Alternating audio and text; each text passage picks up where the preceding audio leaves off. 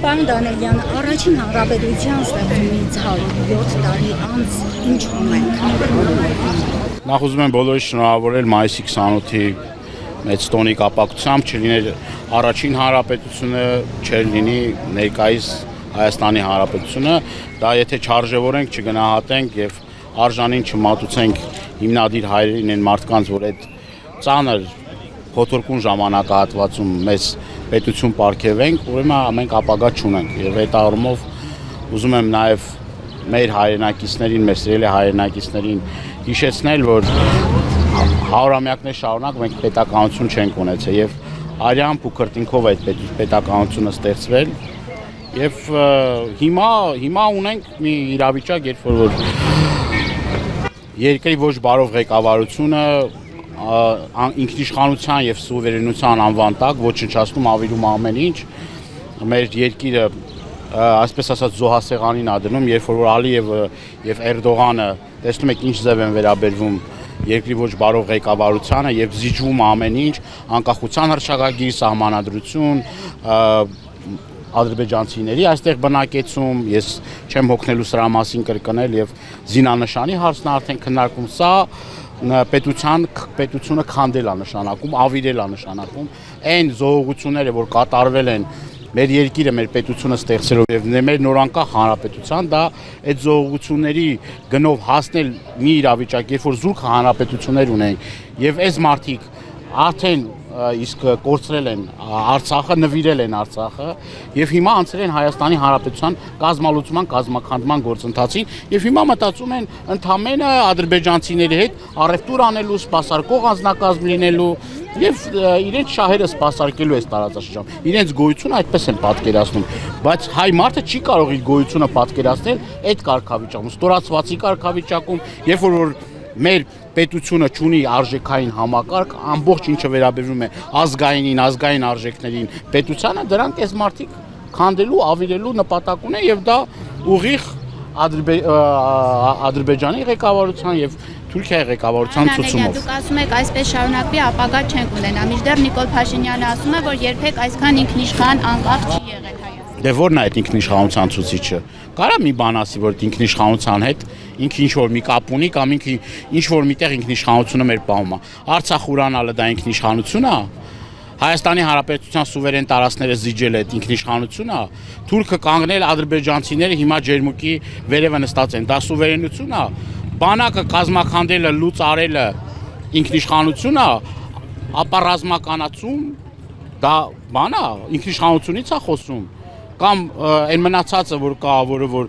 նախատեսում է իբր թե խաղաղության պայմանագիրը, բայց դե խաղաղության խոսք չկա, դա սուվերենություն է։ Հիմա մեր հայրենակիցները նույն այդ ասում փայլուն հարաբերություններ ունենք Վրաստանի Հանրապետության հետ, մեր հայրենակիցները ամիսներ շարունակ չեն կարողանում բեռը հասնել ԵԱՏՄ երկրներ եւ Բալթյան շուկա։ Եվ չեն կարողանում մի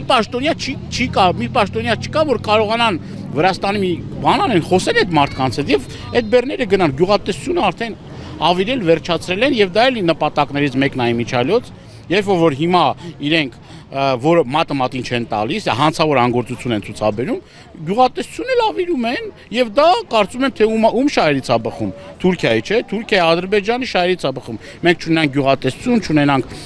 ռազմական ուժ, չունենանք մեր սկսենք առևտուր անել, դրանից է, այդ բարևտուրին չի համար են խոսում։ Հեսա կասե դե մեզ պետք է Արարատյան դաշտավորում լոլիկ աճեցնենք, երեշան թուրքական պամիդոր կբերեն։ Դե շենքերը մեզ պետք է պետական շենքեր են, մանեն տանկ թուրքերին կգան ստե հյուրանոցներ կկառուցեն, կբերենք ադրբեջանցիների հետ քիրվայություն կանենք, մի քանի 100,000 ադրբեջանցիների դեմոգրաֆիական խնդիր ունենք, հեսա կասեն։ Ոնց որ ազգային ժողովում էին ասում, չէ, ասում են դեմոգրաֆիական խնդիր ունենք մենք։ Այսինքն ադրբեջանցիներին թուրքերին բերեն ստե բնակեցնեն։ Սա ոչ թե ֆանտաստիկայի ժանրից է, սա արդեն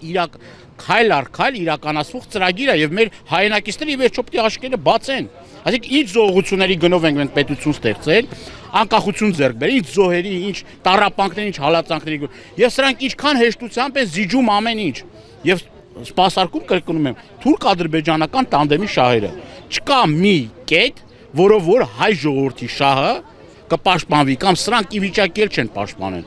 Ի վիճակի չեն սրանք։ Անկարող են, անզոր են, համագործակցում են